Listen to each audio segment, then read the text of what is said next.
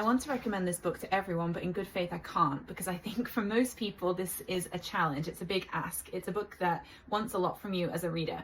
But for the people that can get into this book, it's everything. So this is The Wax Child by Olga Ravn. It's based on the real history of witch trials that happened in Denmark in the 17th century, focusing on a small group of women who were actually burned at the stake or beheaded for being accused of witchcraft.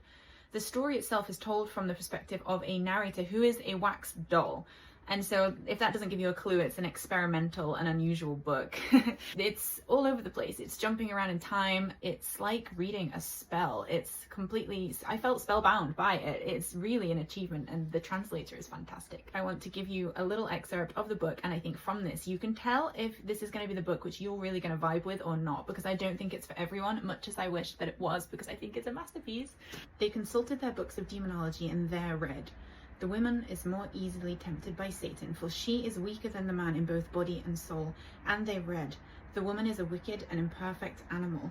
When a woman weeps, she weaves snares and labors to deceive a man." And they read, "When a woman thinks alone, she thinks evil. She is not capable of good thoughts." And they read. There's this moment where Ravn cuts from the women and what's going on with them to the king's men, who are sat gathered over their books of demonology and justifying exactly what it is that makes a witch and codifying how and why they can legally kill these women. And what I think is fantastic is she never tells you if these women actually were witches, and I don't think it matters.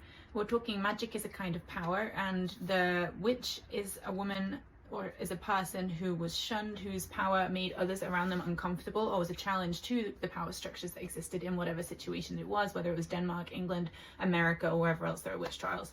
And I think that's such a smart choice, because it starts you thinking about, well, what is a witch? It doesn't have to be someone that has magic, but it has someone that has knowledge or the ability to influence others in a way that is not accepted in the society. It opens up a bigger conversation and a bigger thought process than just a simple story of, oh, witches and cauldrons, etc., etc.